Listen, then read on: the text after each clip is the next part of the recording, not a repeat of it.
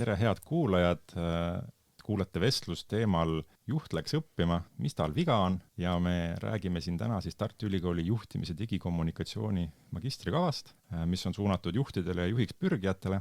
Mina olen selle programmi juht Kaspar Kruup ja minuga koos on siin Margus Sass. Ja, tere! Ja Kai Kalman Jotautas. Tere ka minu poolt.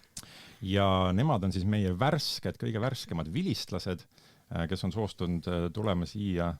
et rääkida teistele inimestele, kes võiks olla huvitatud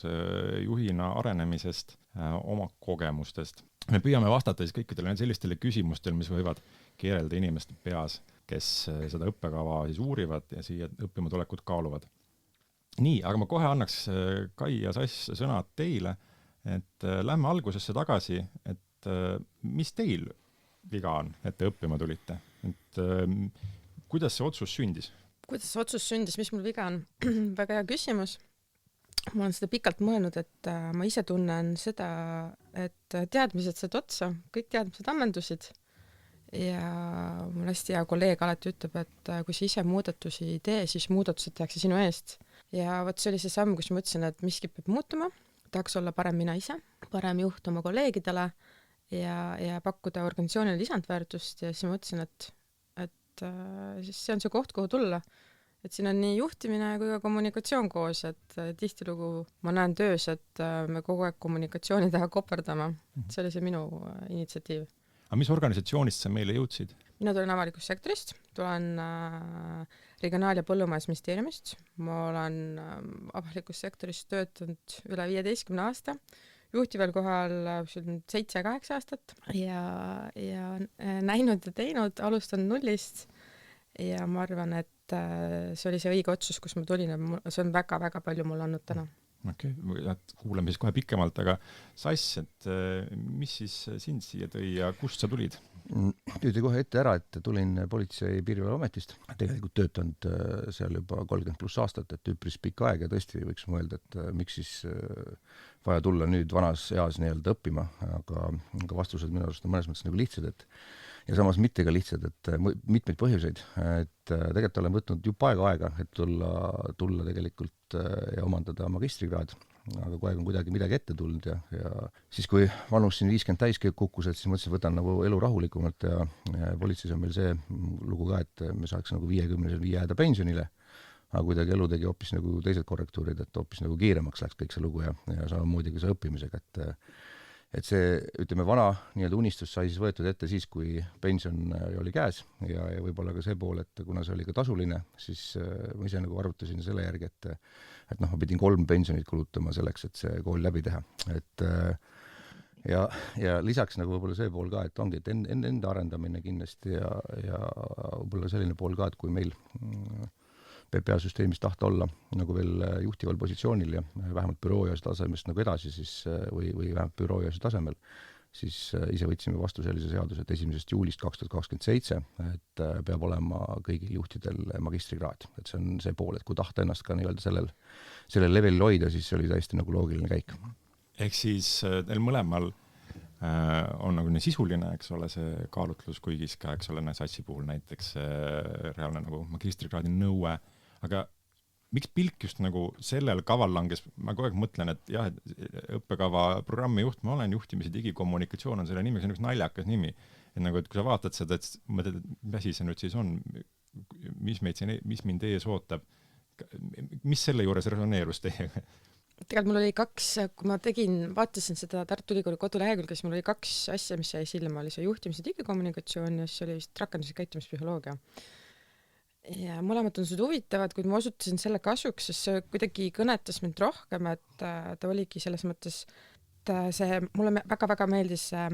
eneseanalüüsi pool, et miks ma just selline olen, nagu ma olen ja kuidas saada paremini ja efektiivsemini kogu ümbruskonda ja ressursse tööle panna. See oli see, mis mind kõnetas ja ma nägin, mu töös ma näen, et meil on kogu aeg kommunikatsioonis mingi terrorit ja kui need 2 asja kokku panna, siis ma arvan, et tuleb väga ideaalne kombo. Okay. Sass? No põhjused võib olla samad tegelikult, et ma mingi aeg tagasi käisin EBS-is, oli aastane selline nagu täiend koolitus juhtimisalane ja noh, sealt sai sellise nagu meki nagu suhu juba tegelikult, et see juhtimislugu on tegelikult terve elu mind saatnud, et arvas sellest peale, kui ma olin akadeemias oma nii-öelda siis, noh, kui ma seal kadett olin, siis kadettidel oli valida vaja rühmajuht ja grupijuht ja selles mõttes sellest hetkest peale tegelikult oled sa kogu aeg nagu mingit juhi rolli nagu täitnud, on ju, et minu arust ongi see koht, et kui seal, kus nii-öelda mugavustsoon kaob, seal algab juhtimine minu arust, et täpselt nii ongi ja see, noh, isest on põnev ja juhtimine ja kommunikatsioon koos, noh, minu arust see parimat varianti nagu olla ei saagi, sellepärast et kui sa kommunikeerida ei oska ja vastupidi ka juhtida ei oska, siis ei ole seal nagu mitte midagi nagu teha, et pigem ma ütlen väga loogiline nagu nii-öelda valik, et juhtimine ja kommunikatsioon koos, see on ainuõige nagu lahendus. Okay. Aga kas kolleegid ka kuidagi arvasid midagi sellest, et küsisid, et kas te olete peast põrunud, et on aega üle või et lähed nüüd nädalavahetustel Tartusse kooli? Saite mingeid süükest tagasisidet või oli pigem nagu toetav? Pigem kolleegide poolt ikka toetav, kuigi küsiti, et kas sul on aega üle, ma ütlesin, et ei ole, et ma ütlesin, et tegija ikka jõuab, et ja minu arust oli väga äge tulla nagu ikkagi nädalavahetusel siia, võtta see aeg ja saada oma muudest mõtetest kõrvale ja olla siin ägedad oma meeskonnaga siin, et see nagu kõnetas mind ja mis mulle Sassi puhul see mugavustsoon, et ma ise, minu suurim hirm ongi jääda mugavustsooni ja see õppekava ja kõik see aitaski see, et ma tulin sellest mugavustsoonist välja, et mitte käia oma vana rada, vaid leida selline uus äge tee ja siht. Nojah, selles mõttes, et ongi see, et mugavustsoonist välja tuleb kindlasti ja seda, kas keegi ikka toetas loomulikult, et ega täna, noh, ongi nagu lugu selles, et kui sa ikkagi pühendud koolile, siis sa mingid asjad pead võib-olla tööalaselt nagu, sa ei saa nii süvitsi nagu minna, on ju. Võimalik, et äkki kellelgi oligi selle võrra kergem eluga seal, et ma õppisin. Aga noh, loodan, ma õppisin nii palju häid ja õigeid asju, et pigem nüüd, kui neid rakendama hakata, siis on hoopis nagu äkki lihtsam kellelgi on ju tulevikus. Aga jah, pigem igati toetav ja noh, selge, et ikka õppimisega on see, et kui sa tahad hästi teha, sa pead pingestama tegelikult ja aru saama sellest, et mida sa siis õpid, on ju, ja võib-olla ongi see, et mitte ei tee ju lihtsalt sellepärast, et mingi asi kuskil kirja saada, vaid pigem ikkagi iseenda jaoks, on ju, ja kuna ma juhtimisega nii pikalt olen kokku puutunud, siis nagu minu arust väga elulised ja head näited olid see, et kui sa said oma mingi kogemustest rääkida, mingi oma praktilistest asjadest, on ju, ja noh, ja kuna meil omavahel oli see kokkulepe ka, et ju need asjad, millest me räägime, kuskile suurema raiale ringile ei lähe, siis minust praktikast selliseid nii-öelda välja toodud nii-öelda praktikaid ja sealt saada, kas need lahendused on olnud õiged või valed mul, on ju, et pigem väga okei ja neid täna ka sealt kaasa võtta ja rakendada nagu tulevikus juhtimises, noh, ülisuper minu arust. Mul üks asi veel enne, mis oligi see, et jah, oligi, kui sa koolis pühendusid, siis mingid asjad jäid nagu võib-olla töö juures siuksed üldisemale tasemele, aga mida mina nagu ikkagi, ma ei tea, kas ma koormasin või ma pakkusin neile võimalust, et iga kord, kui ma koolist tulin, siis mulle meeldib alati teadmisi rakendades, need kinnituvad, siis ma alati nagu praktiseerisin huvitavaid lahendusi oma meeskonnas ja proovisin nagu neid ka kaasa tõmmata sellega, et nad juba tulid, Kai tuli koolist jälle midagi uut ja põnevat. Et kolleegid said ka nagu koolis käia koos teiega mingis mõttes? Jah, kindlasti. Aga räägime korraks sellest koormuse aspektist ka, et ma arvan, et nad igal niisugusel täiskasvanud õppijal, kes ikkagi käib täiskohaga tööl, kellel on pere, kes ei ela Tartus, vaid võib-olla tuleb Tallinnast või Viljandist, nagu teie, et tema puhul nagu see küsimus võib olla väga suur, et kas ma tegelikult jaksan. Ja et ma annan natuke nagu konteksti ka, et see õppekava on siis osakoormusega, ta on sessioonõppes ja see tähendab seda, et meil õppetöö toimub reedeti ja laupäeviti üle nädala, 1,5 aastat järjest, see on siis kokku 24 sessiooni ja et kui muidu tavaliselt et magistriõppekavad on 120 EAP-d, siis meie oma on 60 EAP-d, aga selle tulemuseks on ikkagi nagu täisväärtuslik magistridiplom. Et kuidas teil see koormus oli, et kas te tundsite, et see on nagu nõuab nagu palju ohverdusi või on nagu väga koormav, kuidas te sellega toime tulite? Pigem võib-olla minu enda see on, et kui on suur tükk, ma alati jagan selle ikkagi väikesteks ja planeerin ette, et kui sa ikkagi kogu aeg natukene tegid, siis see tundub väga koormav, aga mõned ained ikkagi lõpus jäid lõpuasjad, et siis oli ikka küll vahest hilisõhtutunde või nädalavahetusel pidi mõtlema ja tegema, aga samas ma ei tea, ma arvan, et see oli inspireeriv ja veidi oligi see, et andis jalaga natukene lükkas ja tõukas, et minna edasi ja mõelda uusi asju. jah, noh, see võib-olla ma võrdleks seda nagu spordiga, et kui ma nagu lähen pikama jooksu tegema ja siis või oled kuskil võistlustel ja pead selle läbi tegema, siis mõtled küll, et noh, ma ei tea, miks ma siin hetkel nagu olin või ja kui sa nagu 97 aasta akadeemia lõpetasid viimati, kui sul see õppimiskogemus on ju, siis tulla nüüd 2024 nagu uuesti ja 2025 nagu õppida, et ennast nagu rea peale saada, noh, oli algus nagu üpris keeruline, et seda ma enda reflektsioonis ka tegelikult kirjutasin, on ju. Aga mina õppisin täna seda, et tegelikult aja juhtimine on üks selline pool, mida sa kindlasti siit kaasa saad. Et ükspuha mida, sa pead suutma oma selle 24 tundi niimoodi ära jaotada, et oma tööasjad, pere, kool, kõik oleks tegelikult kaetud, tegelikult jõuab küll. Et ei ole nagu midagi keerulist, on ju, lihtsalt sa paremini pead oma aega planeerima. Ja päris ausalt oligi, et kui meil viimased eksamid ära olid, see oli 18 äkki meil, jah, 18 jaanuar oli, kui oli viimane lugu. Ma järgmine nädal läksin kinno naisega, noh, teadlikult võitsime piletid, läksime kinno ja siis me nagu kogu aeg nagu vasardas kogu aeg peas, kas kooli asjad, kas ühtegi asja nüüd dilemmatega tegemata ei jää. Et noh, ikkagi kinos olles ka nagu, ei Marus, et sul on tegelikult kool läbi, et sul ei ole ühtegi asja nagu kukil enam, on ju. Et see huvitav tunne, et kuskil nädal-kaks tegelikult olid veel selles nagu tsüklis, et sul on veel mingid asjad kuskil õhus ja siis nagu rahunesid alles nagu maha, et hoiad enda organismi sellises nagu natukene teravamas sellises käigus. No. Ma võib-olla täiendaks ka, sest töö juures öeldi ka, et sul on aega nii palju, et käid õppimas ja siis teed kodutöid veel, siis ma alati ütlen, et tegelikult meil on kõigil aega täpselt sama palju, et aega tuleb võtta õigel ajal õigete asjade jaoks ja ma ise olen tähendanud enda puhul seda, et kui mul on vähe asju, siis ma olen väga laisk. Mida rohkem asju, seda paremini planeerid, seda paremini saad fookuse, valid selle õige eesmärgi, et minu arust seda efektiivsem on inimene, peabki ennast kogu aeg siukse nagu hoidma ja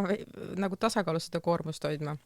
Ma pigem ka jumala toetan, ma ise tunnen ka, et mina kuidagi kas kriisisituatsioonid või sellised kiireloomulised otsused, mis politseist teinekord on väga vajalikud, on ju, siis ma tunnen, et ma nagu minu organism või minu mõistus suudab töötada oluliselt paremini siis, kui on mingisugune kogu aeg on mingi pinge nagu peal või kogu aeg on nagu mingi asi nagu tulekul, et pigem noh, ma arvan, see on väga-väga äge tunne selles mõttes, et olla kogu aeg nagu nii-öelda terav. Mul on ka siin öeldud, et Kai, kus sa selle energia võtad, ma ütlesin, aga mul ongi tegutsemine toidab ja see annabki energiat. Kui mingid projekti või sihti pole ees, siis no, ma hakkan siuke nagu kustuma nagu närtsin till nagu. Ja mis minu arust oli äge, algus võib-olla oli osadele võõras, et meil määrati sellised õpipartnerid. Et noh, lõpuks need kombod tekkisid, aga minu arust meil oli lõpuks 4 tiim ja vahepeal oli küll, et mõned aitab, kõik ei taha nagu, aga see nagu ühine toetamine, mis meil üldse oli nagu see õpipartnerite ja et see oli hästi äge, toetav, et ma arvan, et kui oleks täitsa üksi pidanud seda läbima, siis oleks keeruline olnud, et see üksteise toetamine oli hästi oluline. Ja räägimegi võib-olla nüüd sellest siis pikemalt kogu sellest nagu teie kogemusest, mille osaks siis on, eks ole, see arengupartnerlus ka ja see grupp, et kui nagu tulite siia, kuidas teie ootused siis täitusid ja võib-olla mis aspektid sellest kogemusest kuidagi eriti esile tõusevad, või ma võib-olla nagu jooksvalt täpsustan, et on veel, noh, et mis asja me siin kõike tegime selle 1,5 aasta jooksul ja kuidas see teile nagu tundus? No ma ütlengi, et grupp, noh, see üks asi oli teine asi, mis tegelikult suur asi ongi see grupitööde lugu, et sa pead oma grupis tegelikult suutma nagu toimida ja minu arust on see elus väga oluline nagu asi, et üksi võid sa siin küll kiirelt võib-olla kuskile purjetada, kaugele ei purjeta ja minu arust sama lugu, et tegelikult siin oli sama teema, et see esiteks see nii-öelda partner, kes sul algus kohe nagu valiti või ise sai valida, et kes sul kõrval on ja siis tegelikult tekkisid omamoodi nagu grupid ja grupitöödes selline nii-öelda see nii-öelda diilid, kuidas mida keegi teeb, on ju, ja kuidas, mis kokku lepib, on ju, ja kuidas me hoiame kinni tähtaegadest ja ütleme, see oli nagu ka üks väga suur asi, mis noh, väga selgelt saab praktikasse nagu üle kanda, et tööl ka, et kui me teeme koostööd, selge, tulemused on väga okeid, on ju, ja kui kellelgi ongi teinekord midagi nagu nõrgem, siis sama selle teises kohas on nagu tugevam, siis noh, ütleme suures pildis on see grupi selline nagu edu igal juhul oluliselt nagu suurem kui üksi kuskil purjetada. Ma tulin siia nagu siuke TTÜ kogemusega, Tartu Ülikoolist oli Viljandist pärit, siis arvasin, et mis siin Tartus ikka on väike linn, et lähen Tallinnasse pigem TTÜ-sse, aga ma nagu see oli nagu amazing, et siin on nagu siuke individuaalne lähenemine, väike grupp, ma ei tea, kõik minu ootused täitusid rohkemgi veel, sest mulle väga-väga-väga meeldis nagu feeling ja keskkond siin ja ja ma tahaks tagasi õppima tulla no.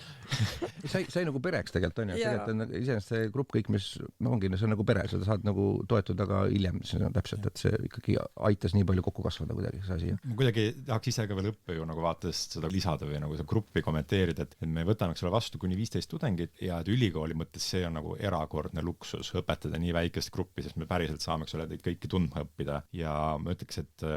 ma olen igasuguseid aineid õpetanud, igasuguseid gruppe õpetanud, aga aastast aastasse JTK puhul ma tean, kui ma lähen sinna seminari, et see on alati äge, et te olete kõik nii erinevad, Sass, eks, ja Kai on avalikust sektorist, aga meil on inimesi kõikvõimalikest organisatsioonidest, kõikvõimalikest vanustest, mingi taustadest ja üks reegel minu arust, mis on see, et alati saab pulli, alati saab nalja, et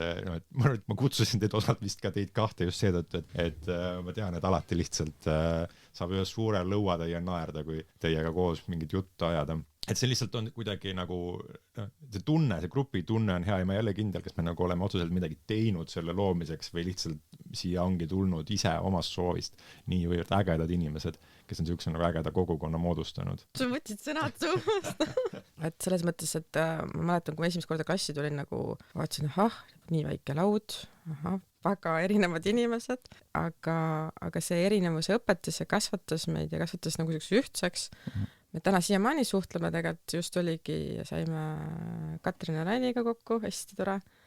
Ja minu arust me siiamaani oma grupis seal chatis suhtleme edasi, et see annab hästi palju juurde. Et ma ei tea, kas te ka nõustute nagu selle tundega või te olete elus kogenud juhtival positsioonil seda tunnet, et kuidagi väga üksildane juht olla? Jaa, tõsi, et see andis päris palju juurde, et tihti oligi, et oli vaja mingisugused raskeid või keerulisi otsuseid teha, siis saigi oma õpipartneritega arutada seda ja see andis nagu nad olid nii toetavad ja see andis kuidagi õige suuna, et olin kindel, et see, mis ma mõtlen ja see suunas, kus ma liigun, et see on see õiget ja parasjagu, kui ma vist siia tulin, oli meil hästi suured ka muudatused organisatsioonis ja ma sain tegelikult terve õpigrupiga ja ma mäletan Valloga, et siin arutada asju, et see andis hästi-hästi palju juurde, et toetas mind tööalaselt nagu igapäevaselt. Kas ma ütlen, ma pigem, kui ma juhina nagu, täna mõtlen, et kas ma teen nüüd täna täpselt sellepärast sellised otsused, et ma ei tea, olen nüüd käinud selle kooli läbi või selle õpiku läbi lugenud, et pigem ma ikkagi arvan, et mu enda seest tuleb selline nagu mingi, ma ei tea, 95% mingisugusest sisetunnetusest, et see otsus on õige või vale. Loomulikult seda kõike on ju kujundanud õppimised, mingid erinevad raamatud ja ütleme, sa saad kogu aeg nagu paremaks on, aga sisuliselt, ka kui ma olin siin, ma ei tea, 10-15 aastat tagasi juht, et ma siis tegin ka oma tegelikult ju sisetunde pealt otsused ja et selles hetkes võib-olla kõige paremad ja täna on juba hea nagu näha seda kohta, et kui sa need otsused oled teinud mingeid valikuid, kuidas mingeid asju tegelikult praktikas ära lahendada ja kui sa täna loed mingit teooriat selle kohta, siis tegelikult saad aru sellest, et mingi teooria on selle kohta täiesti olemas ja tegelikult tõesti olete enda sisetunde pinnalt teinud mingi teooriapõhiseid otsuseid, vaata, mis on nagu ülihea minu arust ja see ongi selline õppimise üks võlu, et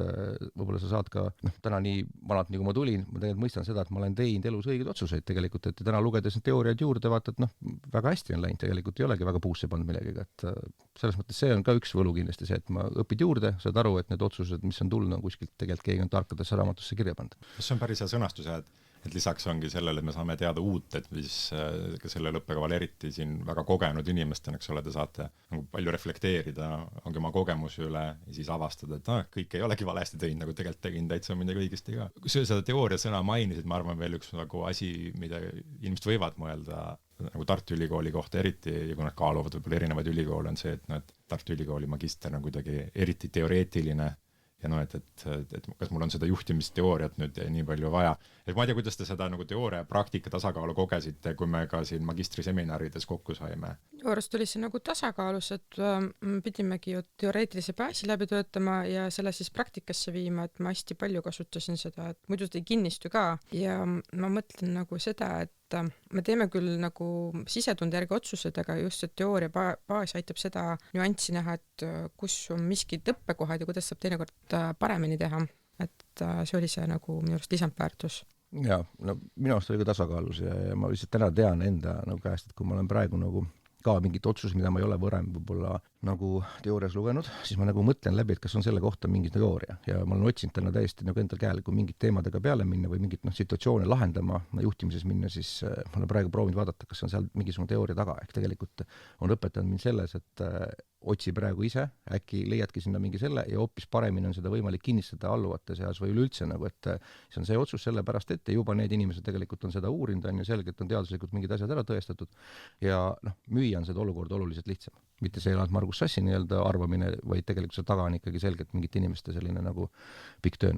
See tagab ka selle kindlustunde ja minu arust on see ka, et kõik lõpuks võib, eks me iga aasta ju käime mingi täiendkoolitustel asjadel, aga mis on 6 korda pead kuulama, siis jääb asi meelde ja siis veel kinnistuks ja hakkad seda praktiseerima, et see võtab aega, et mõned võib-olla teadmised oligi ka vanad, aga vanad on lõpuks ka uued teadmised, et selles mõttes oli hästi hea, et ka mingid asjad said üle korratud ja siis veel rohkem kinnistusid. Et nagu öeldakse, et pole midagi praktilisemat kui hea teooria. Ma tunnen üks asi, mille nagu nimel ma nagu ise ka väga pingutan, et see selle õppekaval nii oleks, on see, et kui me anname mingi kodutööks või mingi ülesanne, et siis see peab seostuma nagu sinu tööga või sellega, mida sa iga päev teed. Et ma ei tea, näiteks mingi tagasisidestamise ülesanne, eks ole, et me nüüd rääkisime, kuidas anda tagasisidet ja sa pead minema andma päriselt kellelegi tagasisidet. Või et me tuleme kokku ja räägime nagu päris nendest juhtumitest ja case'idest, mis teil hetkel kuskil tööl on ja saate teiste kogemustest nõu, et kogu aeg on fookus sellele, mida me päriselt teeme. Ja ma tahaks nagu loota, et see on see üks asi, mis meil tuleb nagu sellel õppekaval paremini välja kui võib-olla nagu kuskil mujal. See oli minu arust see oli väärtus omaette, see oligi see võtmekoht minu arust, et kus oligi sul on teooriabaas, aga sa pead ka selle reaalselt praktiseerima pärisellu ja siduma oma tööga ja tooma näiteid, see pani aju hoopis teistmoodi tööle. Ja tegelikult on see, et kui me rääkisime enda muredest ja enda rõõmudest ja saime sealt nagu abi, siis ütleme, tegelikult saime aru, et me esiteks pole üksi. Teine asi on see, et ja väga sarnased mured on teistel juhtidel ka, et me oleme käinud kogu aeg nagu sisust ühte sama rada, lihtsalt erinevates võib-olla tööliinides, aga kui me inimese juhtimisest rääkida, et seal see psühholoogia tegelikult ikkagi langeb väga selgelt ühte spektrisse, ja siis see lihtsalt tõdedki seda, et ka kõrval inimesel on tegelikult on samad mured, natukene lihtsalt võib-olla nimed on teised seal selle mõttega, kellega on olnud, aga põhimõtteliselt on täpselt sama lugu ja ütleme, et on võimalik lahendada võib-olla sama, ütleme, erinevate inimeste on nagu probleeme suhtes sarnase skeemi järgi võib-olla võtta. Ja muidugi see õpik, mis mulle see väga inspireeris, et see, mis kokku kirjutati koos, et Kaspar sinu enda oma, see oli minust väga äge tegemine, sellepärast et ma arvan, et täna päeval ka see strateegia mõtlemine ja üldse suudad nagu ennast nagu sinna sisse korraks mõelda ja siis hakata mõtlema, kuidas see lugu nagu käib, et see on väga äge lugu minu arust. Kusjuures mul tuli meelde see mõte, mis mul oli ka kogu õppeaja meeles, oli see, et ma ise olen muidugi sõjaväes käinud, Margus teeb paremini seda politsei asjast, et ju õpitakse ja kogu aeg korratakse ühte sama harjutust, et sul see lihasmällu jääks. Minu arust juhtimine on sama, et tegelikult sa pead kogu aeg kordama, et lõpuks sul see lihasmällu jääb ja praktikasse see, kui me käime korraks õppimas, saame diplomi kätte või käime täiendkoolitustel, aga kui sul ei jää see lihasmällu ja sa ei praktiseeri seda, siis ei ole mingit tolku sellest. Ja, ma väga nõus sellega, et kuidagi ma tunnen üks hea argument, kui ma inimestega räägin, küsivad, et kas tasub tulla, miks ma ütlen, et tasub tulla, on see, et mida sa käid nendel koolitustel, kui sa istud 3 või 4 tundi ära, võib-olla on kogu päevane, siis sinna see jääb. Et see tegelikult ei ole õppimine. Minu arust juhtimise puhul juhtimine eeldab nagu häid hoiakuid ja häid harjumusi. Ja harjumusi on võimalik saada, nagu Kaitsu on ka ainult läbi kordamise, et ta on sul seal lihasmälus. Et ainus viis minu meelest, kuidas juhina areneda, on just võtta see aeg, teha see investeering, et ma lähen ja nagu õpin mitme kuu vältel 1,5 aasta jooksul, eks ole, et saada need kordused ja kujundada uued harjumused. Ja see, et ma nagu maksan mingile koolitajale, kes tuleb ja teeb meile mingi sutsaka, mis on nagu tore, fun, aga tegelikult sellest ei ole mingit nagu pikaajalist kasu. Et kui ma panen need 2 asja üksteise kõrval kaalukausile, et siis isegi see tasuline õpe nagu on, see on nagu isegi odav võrreldes sellega, et mida sa võib-olla maksaksid muidu mingi suhteliselt võib-olla kasutu koolituse eest. Mind see tasu motiveeris, et see nagu motiveerib ennast, et sa panustad oma ja investeerid ise endasse ja see on minu arust hästi oluline. Et ma olen näinud kõrvalt ka juhti, kes öeldakse, et sa pead minema koolitusele, tee see ära, on nagu tefloni, midagi külge ei hakka. Ei ole mingit kasvu siis ju, et täielik raha raiskamine. Et aga see investeering on minust iga senti väärt nagu. Ei toetan igati. Väga, ja see sama mõte, mis just Kaspar välja käis, et kui ma saan väiksed sutsakaid, see nagu ei kinnistu, kui sa ikkagi oled täna, teed väga selgelt mingi plaani järgi mingi asju, siis need jäävad paremini nagu meelde ja sa käitudki juba nii-öelda väga selgelt nagu mustri järgi, et sa ei saagi nagu eksida mingis asjades väga palju. See juhtimine on selline ka minu arust väga selline mõnes mõttes sihuke kindla raja käimine ja võib-olla mingis asjades väga printsipiaalseks jäämine ja otsuste tegemine, et ja otsused ei tohi alati olla nagu ju positiivsed, et ei peagi olema, peavad ka olema sellised nagu kellegi suhtes negatiivsed, vaata, et tegelikult mingisugust programmi nagu lõpuni ellu viia, vaata. Kusjuures ma olen mõelnud seda ka oma ametialaselt, et minu arust kõik koolitused asjad, et ei peaks olema tegelikult tasuta, et peakski mingi sutsakas inimese poolt enda poolt ka olema, mingi osak, et see nagu motiveerib, ta saab aru, miks ta sinna läheb ja miks ta selle valib, et minu arust see on koht, mis tasuks mõelda. Vaatke, kas sellepärast ongi, te olete kõik nii motiveeritud. Ma ei ole näinud elu sees gruppi tudengeid, kes oleks nii nagu motiveeritud kui meie JTK tudengeid. Et sa lähed astud ruumi ja see silmad säravad, kõik tahavad õppida, et hakkame kohe pihta, hakkame õppima, ma ei ole, nagu tudengid on motiveeritud, aga no, et see on nagu mingi järgmine tase minu jaoks lihtsalt, ma ei ole mitte midagi niisugust näinud kuskil mujal. Tunnustus teile. Ja selles mõttes küll, et ma ikka ootasin neid siia tulemise väga. Jah, ei muidugi, see rutiinist välja saamine tegelikult ikka, kui sa oled teinud pikalt nagu ühte tööd on ju, siis selles mõttes ikkagi see rutiinist välja saamine, need õppe nii-öelda nädalad, kui siin olid, see minu arust oli puhas luksus tegelikult, et saad olla täpselt see, kes oled ja teise liini peal ja olla siin avatud ja rääkida asjadest, nagu asjad tegelikult on. See on huvitav raamistus ongi, et see on nagu veel luksus, et mingis mõttes ostadki endale selle aja, vaata juhina mõtlemiseks, reflekteerimiseks ja arenemiseks ja siin teises keskkonnas, eks ole, nagu võib-olla tekivad teistsuguses seltskonnas ka teistsugused mõtted. Et mingis mõttes see on, sa saad nagu mõttepuhkust, muidu ei jõua juhina, saad kogu aeg rattas, eks ole, kogu aeg mingid tulekahjud ja siis sa nüüd järsku saad nagu võtta aega, et mõelda. Minust iga inimene, kes on natukenegi juhtinud, teab, kui väärtuslik see on, et tal on nüüd järsku aega, et mõelda. Kusjuures see mõte, et ma sain olla see, kes ma olen, see oli väga hea ja see mõttepuhkus ka, et minu arust tulin siia, see oli nagu kuidagi nagu siuke vabadus, et ja see andis selle perspektiivi, et ma võib-olla ei muretsenud enam nende asjade pärast, väikeste asjade pärast, mille pärast ma muidu muretsesin, et ma saingi mõelda hoopis suuremaid mõtted, mis viivad mind kaugemale ja kõrgemale. Ma ütlen igati ülivõrdus, ma ei oska miskit muud öelda, et teeks teist korda veel, ma arvan. Väga armas. Aga siis veel kuulejal võib-olla infoks, et see osa sellest kogemusest, millest me nagu praegu oleme rääkinud, on paljuski seotud sellega, mis õppekavas on magistrieksami nime all, mida me teeks omavaheleks nimetama magistriseminarideks, kus me saame siis regulaarselt kokku ainult selle grupiga ja siis seal toimub niisugune nagu kovisioon või nagu kogemusvahetus. Aga tegelikult eks õppekavas on teisi aineid veel, et ma võib-olla korra nagu nügiks, et mis teie lemmikained veel olid, kui niisugust naljakat küsimus saab küsida, et mis veel nagu meelde jäi kogu sellest kadadlikust? Ma võin kohe välja tuua, tegelikult sama loo jutustamine oli selles mõttes, et Vallaga see lugu minust mind väga inspireeris, selles mõttes ma ei ole väga kirjavend nagu enda arvates kunagi olnud on, aga kui kuidagi nagu natukene juhendati või sa pididki kirjutama, laskma fantaasiale nagu lennata, et mind tõmmas küll see täiesti nagu raamist välja ja pani hoopis teistpidi mingit asju tegelikult võib-olla, et kirjakeel on ka väga oluline ja tegelikult kui tahta nagu teha ja natukene mõelda, mida sa öelda tahad, siis on võimalik väga ägedat nagu sõnu ritta panna. Et esimene ülesanne, ma mäletan, kui oli see, et oli 4 teaduskonda ja siis oli vaja see 4 nii-öelda advendiga ära siduda ja siis kui sa hommiku 4:30 kirjutasid, mõtlesid selle lugu, et mida sa pead kokku, siis tegelikult mis sousti ma tegelikult kokku kõike kirjutan ja kui sa selle ära nagu esitasid ja mõtlesid, et ma ei tea, ma tõin oma punase kodukassi tõin ka mängu, et kogu seda asja nagu nii-öelda kui tervikuna teha, siis lõpuks kiita saada, ütled, et siis mõtled küll, et on meil mingi raam ümber, aga sellest raamist tuleb lihtsalt jõudsid välja minna ja ärge põdege enda nii-öelda ümber olevaid nagu raame, nii et minge välja ja tehke ära ja tegelikult tuleb jumala ägedad asjad. Kusjuures mulle meeldis hullult see, mis aine oli see Margit Kelleri oma praktikate muutumine. Praktikatega see kõrgem makrovaade. See ja ühiskondlik ja selle trendide analüüs ja see. Ja et see oli nagu hästi äge, mulle nii meeldis, seepärast me tööalaselt ka teeme neid sekkumisi ja praktikaid ja otsime. See on siis hästi uue perspektiivi, et tihtilugu me keskendume hoopis valele asjale, suuname hoopis oma ressursid valele asjale, kui probleemne praktika on hoopis kuskil mujal. Ja ma käisin just Gruusias väliseksperdina õpetamas neile poliitika meetmeid disainima, siis ma võtsin selle teadmise kaasa, õpetasin neile ka seda probleemse praktikat ja kuidas seda sekkuda ja kuidas seda leida, et nad olid ka väga vaimustuses sellest. See on just väga vaimustav teooria, võiks kasutada võimalust küsida, et kuidas teil probleemsete praktikatega läinud on, et meil õppekaval siis lõpuprojekt on see, et peab oma töö juures mingit probleemset praktikat nagu reaalselt muutma, või siis mingi uue parema praktika looma, et te ei pea nagu detaili laskuma, aga et kuidas teil läinud on, et kas sekkumine on edukas? ma võin enda peal toida, et tegelikult me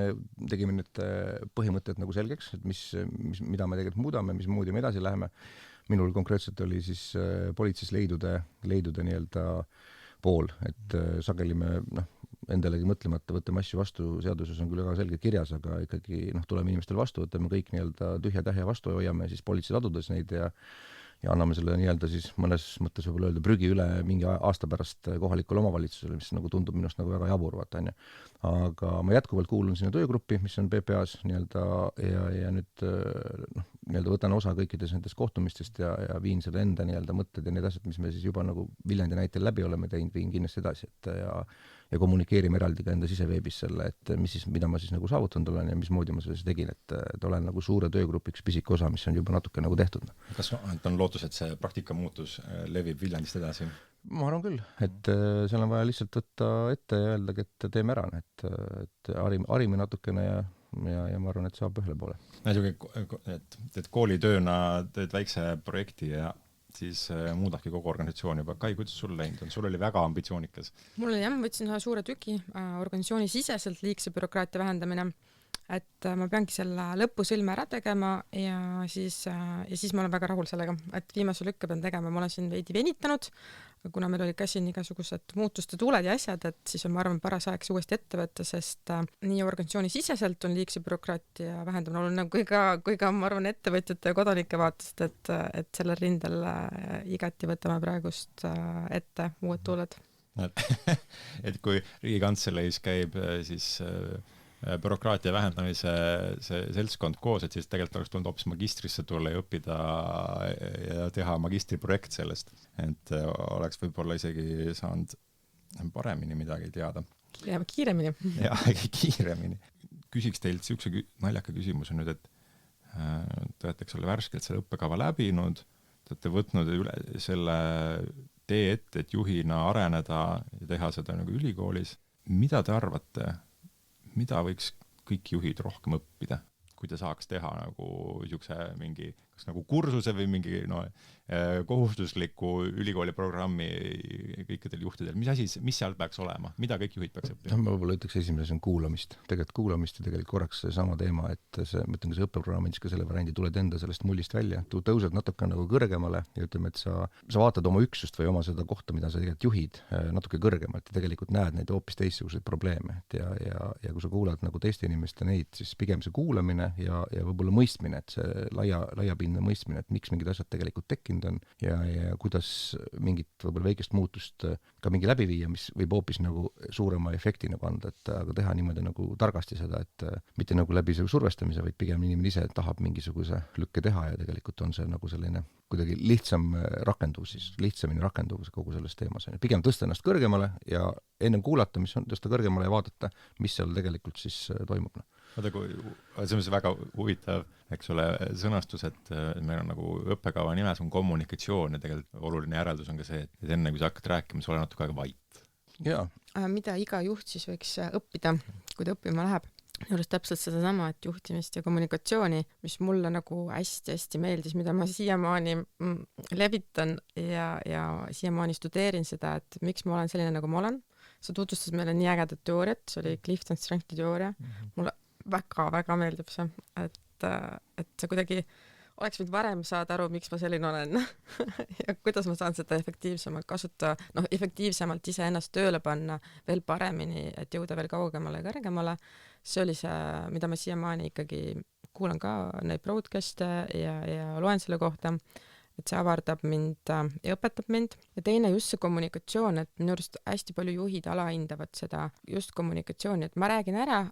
kõik teavad juba, aga mitte midagi ei juhtu. Ja siis nad mõtlevad, et ma ei tea, et kas inimesed on laisad või nad ei tee või tegelikult inimesed saa aru lihtsalt ja see kommunikatsioon on see, mis on alati minu arust võtmetähtsusega ja seda alahinnatakse alati. Ja vaadake, juhid kõik teavad, eks ole, et organisatsioonis kogu aeg kurdetakse, et info ei liigu. See on väga hea nagu peegeldus sult, et kui sageli juhid saavad aru, et et kommunikeerimine ei tähenda seda, et sa ütled kommunikatsioonijuhile või spetsialistile, et kommunikeeri ära ja siis on nagu tehtud, et ma saatsin ühe kirja ja nüüd inimesed teavad, eks. Ja mulle tundub, et see on üks asi, mis meid kõiki selles grupis ka ühendab, on see mõistmine, mis nüüd lõpuks on kõigil olemas, et kui ma tahan, et midagi muutuks, et ma pean nagu rääkima sellest mitu korda ja erinevate sõnadega ja et see kommunikatsioon ei käi niimoodi plaksust ja nipsust, et nüüd on nagu tehtud, et see on hästi-hästi keeruline ja see ongi nii keeruline, võib-olla seda peab õppima. Tõsi, ongi koosolekud, räägid ära kõik, küsid küsimusi, et missugused küsimused on, kõik on vait, tundub, et kõik saavad aru. Ja sa lähed koju ja siis mõtlen, et okei, ma ikkagi helistan ükshaaval läbi ja küsin, tegelikult nad ei saanud aru, tegelikult vajab uuesti kommunikeerimist, hoopis teise nurga alt, üks sai hoopis teistmoodi aru, teine sai veel kolmandat moodi aru ja me oleme hästi palju tutvusringkonnas, ma ka siin, kui ma koolis käisin, siis mu sõbrad käisid koos minuga ka koolis, ma kogu aeg rääkisin nendega ja siis ma alati rääkisin, et mis teema sellega on, et tippjuhid räägivad nagu keskastme juhtidele, aga nemad seal mingil levelil see kommunikatsioon nagu info liigub, aga allapool üldse liigub. Ja kuidagi peaks arendama seda alt üles nagu kommunikatsiooni liikumust.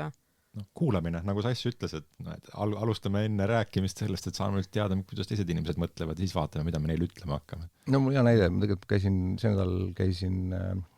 paluti tulla rääkima Karksi Nuia gümnaasiumis, see oli öökool, siuke nagu iga aasta traditsionaalne lugu, õhtul saavad kokku, on erinevad töötoad, on ju, seekord üks töötuba oli siis nagu politsei oma ja proovisime nagu siis, küsisime, et kes on teie siin selle piirkonna politseinik, et seda peaks nagu une pealt kõik teadma, et kelle poole nagu pöörduda, et ülivähesed teadsid, kuigi meil on kodulehed, meil on Facebooki lehed, küsisin paljudest siis nagu noortest seal 7-12 klassi oli kohal, et paljudest kasutab siis nagu Facebooki, on ju, siis tegelikult 2 kätt tõusis püsti üle, teised ei kasuta, tegelikult täitsa mõttetu on meil kirjutada Facebooki mingisugust sõnumeid, on ju, et see on sama see kuulamise lugu, et tegelikult mine rahva sekka või saa aru, milles üldse tegelikult nagu olukord on ja siis sa võtad otsust vastu, sest tõenäoliselt ma pean ka nüüd mõtlema, kuidas me nagu mingeid asju muudame, et tõesti, seal ütleme, et noorte segment on hoopis nagu teine, vaata, nad on nagu, et aga nendeni jõuda, et õigel ajal õiges kohas olla, see on tegelikult täna ma saan aru, et me põhimõtteliselt me ei tea mitte midagi. Meil on küll politsei ise arvame, et me nagu kõik teavad, kus leiab kontaktid, aga põhimõtteliselt noored zero. Kusjuures seda see õppekava minu arust väga hästi õpetas, kes on see tunne oma persoonat, tunne oma sihtgrupi, tunne õpi neid kanaleid, kus nad suhtlevad, see avardas nagu hästi palju seda uut teadmist. Ja siin on, ma arvan, jälle siuke avastus, mis ikkagi inimestel võiks nagu tekkida ja kõigil juhtidele, et sellest, et sa rääkisid ja nüüd sa enesekindlalt, eks sa tunned, et sai räägitud, et sellest ei järeldu nagu mitte midagi, et sellest ei järeldu, et keegi kuulas või kuulis või teada sai või aru sai. Et see põhjendamatu enesekindlus, et me ju oleme kommunikeerinud, on vist üks asi, mis nagu väheneb kindlasti, kui sa natukene õpid, et ei tasu nii enesekindel olla. Absoluutselt. Kusjuures tasu, et tuleb ikkagi iga hommik endal peeglisse ka vaadata, et tihti on siuksed, olen kõrvalt vaadanud nagu juhtu, kus ütleb, ma ju ütlesin, miks te ei tee, miks ei juhtu midagi. Tegelikult võiks endale vahest peeglisse vaadata, et miks see oli nii, et sa ju ütlesid, aga midagi juhtu nagu, et kus see nagu konks või probleemne praktika on. Ja see pidev enesereflektsioon, ma arvan, juhina on hädavajalik, et kui sa seda ei tee, kui sul ei ole arengupartnereid, kes sunnivad sind, eks ole, seda tegema või mentoreid, et siis et sa muutud väga kiiresti ebaadekvaatseks. Ja mina olen seda praegu kasutanud, et ongi, ma räägin jutu ära ja siis ma täitsa personaalselt küsin, et kuidas te mõistsite seda, et kuidas teie selle vastu võtsite, tegelikult on erinevused selle mõttega, et see mõte, mis mina edasi anda tahtsin, on 3-4 inimest pärast küsin, kuidas sa mõistsid, selgita läbi, mida ma projektile praegu rääkisin, ja võib olla täiesti erinev lugu, nii et ma olen praegu seda proovinud praktiseerida siin kogu aeg, et ma räägin ära, siis küsin, palun räägi sina mulle, mismoodi aru said, kas on nüüd sama asi, et see... Need ongi, et kommunikatsioonis saab kohe dialoog, eks, et see ei ole ühesuunaline. Ma lõpetuseks küsiks siis, et mida te ütleks inimesele, et kes nüüd seda saadet kuulas ja õppima tulekut kaalub, et mis see nagu viimane sõnum on talle? Ma ei tea, tervikuna kõik oli minust jumala äge, et võtke see aeg ja võtke see võimalus enda jaoks ja tulge kasutage seda tegelikult, et saate igal juhul enda suhtes rohkem teada ja kõik juhtimisest ja kommunikeerimisest, nii et väga äge asi. Mina ka mõtlen seda, et kindlasti investeeri iseendasse, see on nagu väga pikaajaline hea investeering ja kui sa oled sellises situatsioonis mõtled, et mul ei ole aega, mul ei ole mitte millekski aega, kogu aeg kulub, siis tegelikult juba see näitab, et sa pead minema õppima, seepärast aega on meil kõigil ühe palju ja järelikult sa teed midagi ajakasutuses valesti või sul eesmärgid on valed ja see kõik siia õppima tulemine aitab selle fookusi saada, aitab olla parem mina ise, parem juht ja isegi selles mõttes, et kui sul panustage siia rohkem aega, siis tegelikult ongi, võib-olla sa oled endale vale pärdikult oma õla peale võtnud, et sa oled teinud niisugust mikromanageerimist ja siis annad need pärdikud õigele niisugusele õigele õlele tagasi ja siis sa usaldad inimesi rohkem ja lõpuks nad teevadki rohkem ja sa saavudki rohkem ja siis nii äge on kõrvalt vaadata. Et sa ei pea ise kogu aeg kättpidi juures olema, eks ole. Tõsi, jah. Sa saad siit ägeda võrgustiku, ägedad teadmised, tohutu niisuguse tahte edasi liikuda, edasi areneda, veel kõrgemale, kaugele minna, sest lõpuks sa siit väljud nagu parema iseendana, et minu arust see on. Ja siis tegelikult ma arvan, see Marguse mõte on õige, et võiks järg tulla sellele õppele. Me võime istuma jätta lihtsalt,